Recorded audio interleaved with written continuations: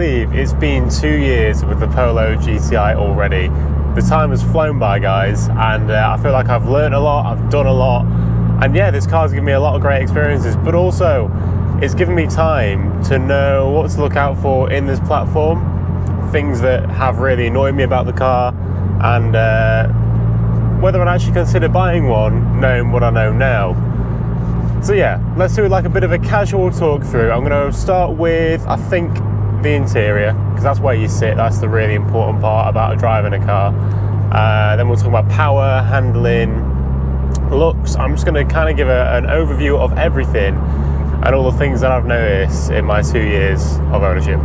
So I bought this Polo when it was on 22,000 miles, and it's now on 58,500 miles. So I've covered a lot of ground, guys, and when you use a car as much as that, you probably notice more things that others wouldn't if they were just taking it to and from the shop. Now, I think I should start with all the negative points about this car, because there's quite a list, but there's also a list of positives which I think outweigh those. But cars aren't perfect, guys. Every car has negatives. So here are what I believe the Polo's to be.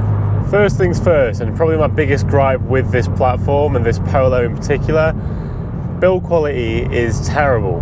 Now, if you look at slightly older VWs, build quality was up there, probably on par with Audi. This feels like more like Seat. I know that's a weird way of describing it, because they are very similar cars, albeit built in different places sometimes, but this VW, I believe, is actually built, I think it's South Africa, but I'm not knocking their build quality. I'm just saying that some attention to detail is missing versus older Polos that I've been in. Rattles are horrible. I've had to fight rattles in this car like you wouldn't believe. I had a rattle from the pillar here, I had a rattle from the pillar over there. Both of those were replaced in the warranty. I had rattles in the from the bottom here, by the bottom of the door as well. That's just plastic rubbing on each other. Got the handbrake button that went. I had the cigarette lighter broke as well. There was a dent in the dashboard which they had to fix. I've got a now booking because they've mounted from factory. They've mounted the windscreen too far to the right, and it's causing surface rust on the pillar up there as well. I'm currently trying to fix a rattle in the back. You can see there's quite a list, and if you go on any of the forums for this car, people say the same things. Build quality is not quite there. You might get a good one, but overall there's something just a bit lacking. And actually, let's address quality as well, because there's quite a lot of plastic on the interior of this car, guys. Granted, I think there's not as much plastic as the older Polos, but the doors themselves, I've had to obviously retrim these in Alcantara, but even this top bit here, that's plasticky. There's a lot of plastic on this centre section just here as well. The back of the car, it's like they've just thought, right, cut cost, cut cost, cut cost. The front doors here, you get a little bit of material. On the back, nothing at all, just normal plastic. It is literally like you're sitting in a Fisher-Price car. It's bad. And you can go, well, it's a Polo, it's not a Golf, and yeah, I know Golfs aren't like that, but you kind of expect as a brand that you'd have a certain level, right? And I think for me, VW screams quality, and in that case, nothing's quality about that. So I think they need to maybe think about where they cut the cost, because this car is definitely slacking a little bit. So, Polo GTI is a hot hatch. Which one should you go for? Now, if you go for a pre-facelift model like mine, I would go for the GTI Plus, just because the normal spec one, you don't get a reversing camera, you don't get an armrest, you don't get the XDS system up front, which breaks one of the wheels depending on which one needs more traction, etc, etc. And you don't get the LED lights as well, and you don't get the digital dash. So quite a big list there, guys. Definitely get the Plus and spend the extra money, because all the things that it doesn't come with will annoy you. So get the Plus. Next point, is it quick? Is it fun? Well, obviously I've done quite a lot to my car because I don't think it was quick or fun enough. But if you're the average driver, I think the Polo GTI would be fine for you. I do remember getting in one at one point. I think this was the first test drive of one I did. and I think I booted it in first or second gear, and I thought, God, yeah, that's got a lot of poke. And I would imagine just bobbing around a city centre or just like a local town, you just drive into the shops and having a bit of fun on the way there, sound. And you know what, if you're like 18, you've just got your first hot hatch, I think it would be a great car for you. But because I live on these big country roads and I'm quite used to them, 200 brake horsepower soon feels like 100 when you're on a road that is fast. So I felt like I needed more power, hence the upgrades. And actually, in terms of upgrading the car, if you were going to go down that route, it's quite an easy car to modify. So that is always a good point. And even though it's got the Gen 3B engine, the EA AAA Gen 3B, there's still the same stuff you can do to them. The cats fit the same, or sorry, the downpipes fit the same, the intakes fit the same. There's a lot of cross compatibility between the engines, and people do know how to tune them now. So yeah, don't let that put you off. Handling wise, I have said this in so many of my videos, but they sit so high, it's criminal. They do actually come with electronic mag suspension as standard, so you can stiffen them up with a press of a button and you can have them slacked off a little bit. I don't think there's much of a difference between those two things, and actually how expensive that suspension is to replace if it goes wrong, I don't think it's worth having. It kind of feels like they just threw it on the Polo and then made it work somehow, but actually it sits higher than you would expect a standard Polo to sit, and that does affect the handling. You do almost feel like you're on stilts and you're going to fall, you're going to roll over in a corner. Not quite as drastic as that, but it definitely doesn't have the characteristics of a sporty car that you'd want to have. Now you can do lowering springs, you can lower the standard suspension, but it becomes so crashy and undrivable that you just want to absolutely shoot yourself, because every little bump in the road you feel like you've broken something on the car. It's horrible. So I went with the coilover option, which is a lot more expensive than lowering springs, guys. So I think when you buy this car, if you're really happy with it as it is and you don't want to change anything about it, fine, awesome. They are great little commuter cars with enough power for a bit of fun. If you want to go around a corner at 80 miles an hour, might not feel that great, but they are good cars overall.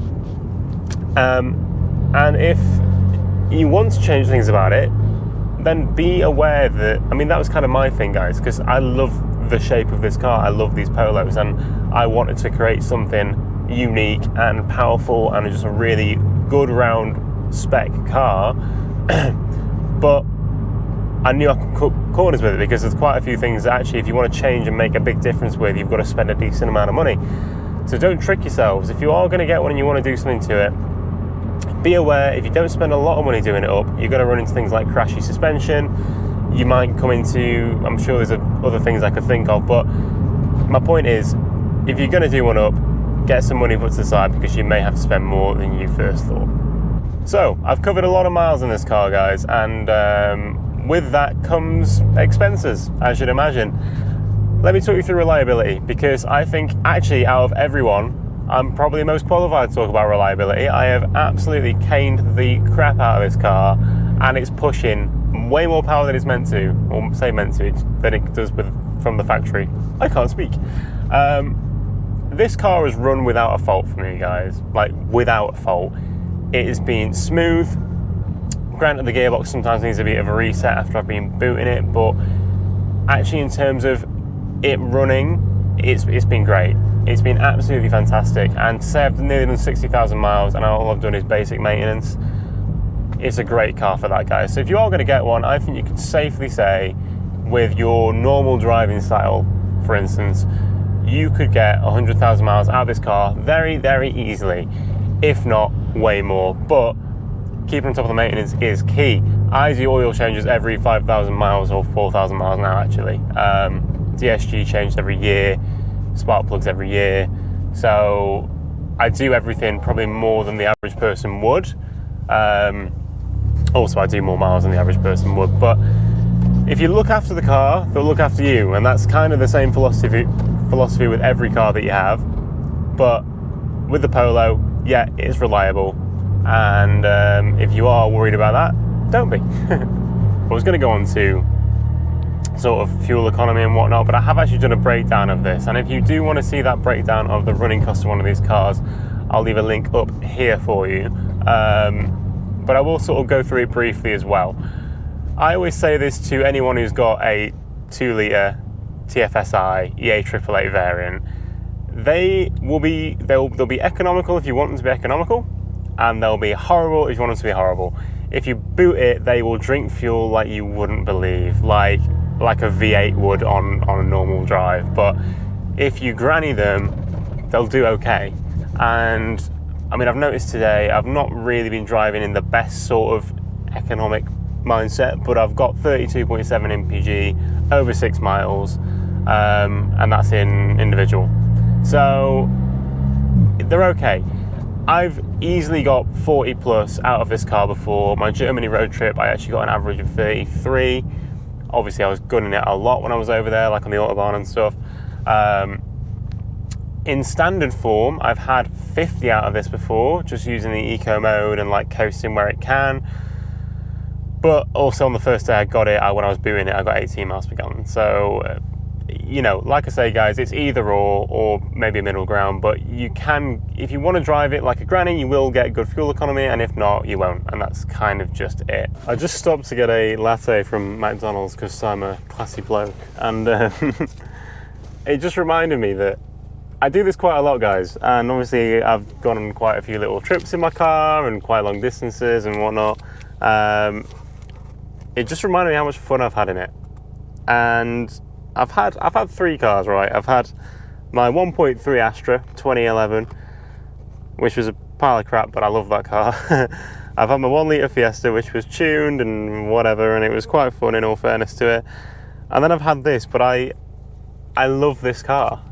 I would have said I'd love the other cars as well, but actually, this car's, I've been through a lot with it, and there's something about it. Every time you get in it, it doesn't matter how much you've driven it, it always puts a smile on your face.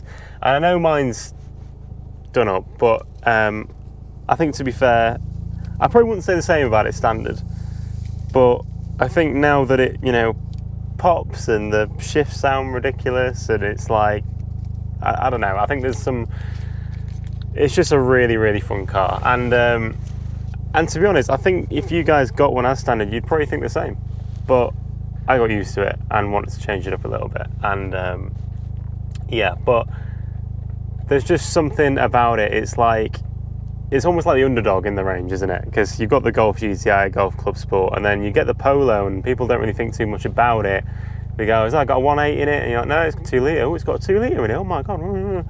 Little do they know the 1.8 is better for tuning. But the fact that people don't look at them as being anything, and then you get a car that actually, this has got close enough 300 brake horsepower and weighs less than a Golf, because I've taken weight out of it. But, you know, you get a car that's like really quite incredible, quite fast, and very slept on. And I think that's the nice part about it. It's definitely what drew me to it. I wanted something a little different and something that people wouldn't expect much from, so that when you do show them what it can do, they're surprised. Just thinking of other things that have annoyed me with the car over the years. The wheel hop, terrible. If you don't already know, guys, wheel hop, if you're in like a low gear or even just like a higher gear, and I don't know how you manage in a higher gear, but anyway, if you've booted it, and let's say it's a bit slippy outside, and then the wheels go, that's basically your engine freaking flexing, and not flexing, but like jolting about, and that's what causes that. This car's really bad for it, even like standard power. And upgrading the engine mounts is essential if you are going to like, you really use the car. So that's something else to bear in mind. Also, not a particularly cheap thing to do. You can get the inserts, which I have on the top 2, but then the bottom one, I kept breaking the insert on that, so I had to spend like 360 quid on a new racing line mount as well. So annoying. Also, again, springing to mind, tyres, really, really important. If you just bought the car and it's got the factory tyres on it, I think they're Falcons, or they're like, I can't remember, to be honest, but they're not amazing tyres, and almost dangerous even in standard form. Like, you'd boot it on the standard ones, and it would drag you to the left or right, depending on the camber of the road. But terrible. And then I got 4 Michelin Power Sport 4s on it, gripping like you wouldn't believe. Completely different car. So yeah, I think actually tyres are your first on your list, guys, if you're going to change anything about this car, because you can't even use the power that it has with the standard tyres. It's mental.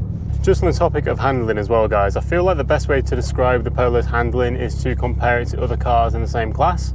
So for me, I mean, I had a 1 litre Fiesta, as previously mentioned.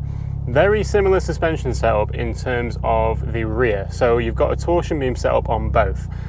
This Polo, if you don't already know, Golfs have like an independent rear suspension setup, but with the Polo it's just a torsion beam. So essentially it's like just having a sway bar that connects both of the things. It's not two separate things and then a sway bar to connect those. Fiesta's the same thing, and if you look at videos of the Mark 8 Fiesta ST or the Mark 7 Fiesta ST, you can get the back wheel to cock up because the rear is so stiff on them. Also, when you're let off in a corner in the Fiesta, you get a really cool bit of oversteer, and it feels like the car pivots around you.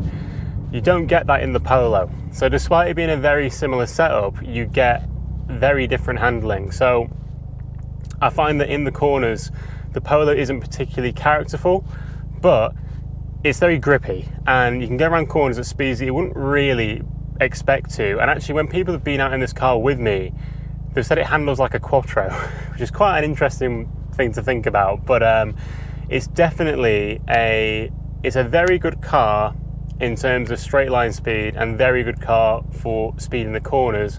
It's just not as characterful or as fun as other cars in the same class. So that does just about wrap up the 2-year review of my Polo GTI. Thank you very much for watching, guys. I do appreciate it. If you did enjoy the video, please leave a like and please subscribe to the channel. It really does help me out. And leave a comment and just let me know what else you want to see on the car. More than up for different video idea suggestions. Also, don't forget to hit that bell icon so you are notified when I make a new upload. But once again, guys, my name's Ed and this is Passion for Petrol. Thank you very much for watching, and I'll catch you next time.